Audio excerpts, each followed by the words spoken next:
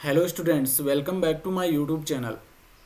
12th class RBC board model paper 2022 हम आज से शुरू करने जा रहे हैं, जिसके अंतर्गत एक तरफ हम चैप्टर वाइज जो मोस्ट इंपॉर्टेंट क्वेश्चन है वो डिस्कस करेंगे और दूसरी तरफ जो मॉडल पेपर है वो भी हम साथ में इस चैनल के माध्यम से लेकर के आ रहे हैं। इसमें ऐसे क्वेश्चन हम लेकर के आ रहे हैं जो आपके एग्जाम के लिए बहुत ही महत्वपूर्ण रहने वाले हैं और साथ में जो सीबीएसई बोर्ड का पिछले साल के जो पेपर हैं उनमें से भी ऐसे क्वेश्चन हमने उठाए हैं जो कि आपके आरबीसी बोर्ड में आने की संभावना है, क्योंकि हमें पता है कि जो एग्जामिनर होता है ये क्या करेगा, सीबीएसई बोर्ड के भी पेपर उठाएगा और उसमें से भी क्वेश्चन ये देखेंगे क्योंकि कौन सा इंपॉर्टेंट क्वेश्चन है वो उठा के वहाँ से सीधा हमारे आरबीसी बोर्ड में पेपर में डाल देगा। तो वो क्वेश्चन भी हमारे लिए इंपॉर्टेंट हो जाते हैं। तो इसलिए इस चैनल पर आप अगर नए हैं तो इस चैनल को सब्सक्राइब कर लीजिए, क्योंकि इसके माध्यम से आपको मॉडल पेपर और साथ में जो मोस्ट इंपॉर्टेंट क्वेश्चन है चैप्टर वाइज वो भी मिलने वाले हैं, जिससे कि आपको 25 मार्च से जो आपका बोर्ड का एग्ज़ाम होना है उसमें आपको किसी प्रकार की परेशानी नहीं होगी। तो आइए स्टार्ट करते हैं। कुछ क्वेश्चन हम ऑब्जेक्टिव टाइप करेंगे, कुछ क्वेश्चन हमारे अति लघुतरात्मक रहेंगे और कुछ क्वेश्चन है जो लघुतरात्मक रहेंगे और अंत में 2 या 3 क्वेश्चन हमारे बड़े क्वेश्चन रहेंगे निबंधनात्मक। तो शुरू करते हैं। हमारा पहला क्वेश्चन है, निम्न में से किसकी जीवन अवधि सर्वाधिक होती है? ऑप्शन फर्स्ट है कछुआ, सेकंड है बरगद, थर्ड है तोता और फोर्थ है तितली। तो इनमें से आपको जितने भी दे रखे हैं उनकी जीवन अवधि थोड़ी सी आपको ध्यान में रखनी है। सबसे कम किसकी होती है और सबसे ज़्यादा किसकी होती है? अब देखो, कछुए की जो होती है, कछुए की जीवन अवधि होती है 150 से लगभग 220 वर्ष होती है। बरगद की होती है 300 से 400 वर्ष, तोते की 140 वर्ष होती है और तितली की 1 से 2 सप्ताह होती है, 1 से 2 दिन भी हो सकती है। तो इसमें देखो, सर्वाधिक जीवन अवधि बरगद की होती है, सबसे कम किसकी होती है? तितली की। तो ये हमें ध्यान में रखना, यहाँ से भी क्वेश्चन बन सकता है। दूसरा क्वेश्चन है, शकरकंद व डहेलिया में कायिक जनन होता है, किस प्रकार का कायिक जनन होता है, किससे होता है? ऑप्शन फर्स्ट है पत्तियों द्वारा, सेकंड है पुष्पों द्वारा, थर्ड है जड़ों द्वारा और फोर्थ है तनों द्वारा। तो शकरकंद और डहेलिया में किसके द्वारा कायिक जनन होता है? जड़ों के द्वारा कायिक जनन होता है, ये हमें ध्यान में रखना है। तीसरा क्वेश्चन है, अलैंगिक जनन से उत्पन्न संतति होती है, अलैंगिक जनन से जो संतति उत्पन्न होती है वो किस प्रकार की होती है? ऑप्शन फर्स्ट है आकार व आनुवांशिकी रूप से एक समान, सेकंड है आकार व आनुवांशिकी रूप से असमान या भिन्न, थर्ड है दोनों और फोर्थ है इनमें से कोई नहीं। देखो, अलैंगिक जनन से जो संतति उत्पन्न होती है वो बिल्कुल ही पैतृक के आकार और आनुवांशिक रूप से समान होती है, तो ये हमें ध्यान में रखना है। निम्न में से दिव्य विखंडन द्वारा जनन किसमें होता है? बाइनरी फ्यूजन, दिव्य विखंडन द्वारा जनन किसमें होता है? ऑप्शन फर्स्ट है अमीबा, सेकंड है पैरामीशियम, थर्ड है दोनों और फोर्थ है इनमें से कोई नहीं।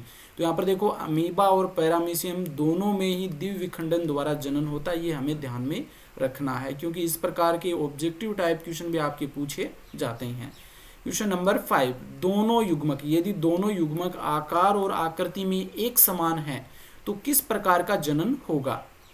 ऑप्शन फर्स्ट है विषम युग्मकी, सेकंड है सम युग्मकी, थर्ड है असम युग्मकी और फोर्थ है इनमें से कोई नहीं। देखो, यदि दोनों युग्मक आकार और आकृति में एक समान है तो किस प्रकार का जनन होगा? सम युग्मकी प्रकार का जनन होगा, आइसोगेमस प्रकार का जनन होगा।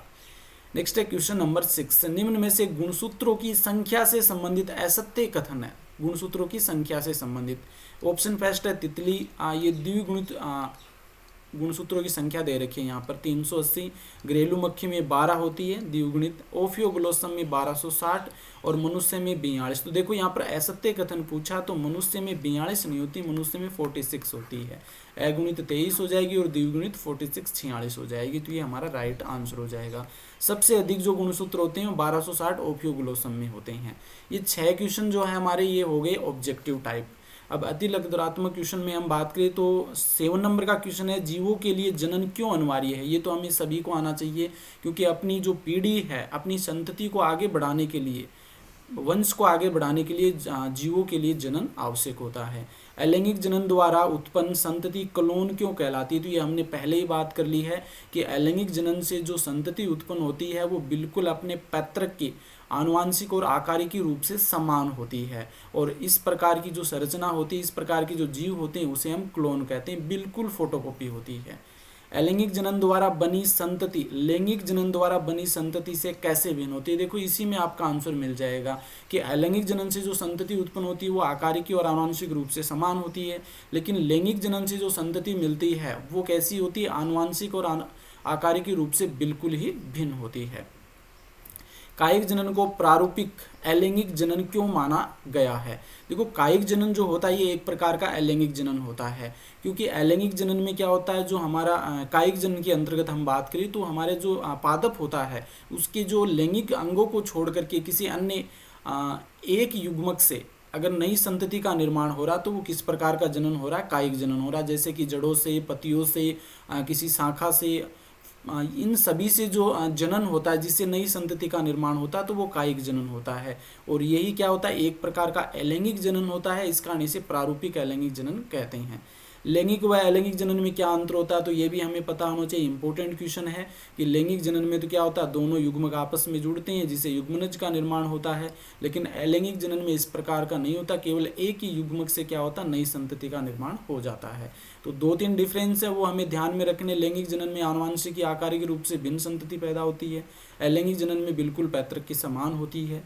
प्रत्येक पुष्पीय पादप के भाग को पहचाने और लिखी कि वह अगुणित है या द्विगुणित है। ये इंपॉर्टेंट क्वेश्चन है, ऑब्जेक्टिव टाइप में भी पूछा जा सकता है और आपके खालिस्तान वगैरह से संबंधित भी पूछा जा सकता है। फर्स्ट अंडाशय, देखो अंडाशय किस प्रकार का होता है, द्विगुणित होता है, लेकिन अंडाशय में जो अंडाणु पाए जाते हैं वो अगुणित होते हैं। परागकण अगुणित होता है, लेकिन परागकण किस में पाए जाते हैं, परागकोश में, तो परागकोश द्विगुणित होता है।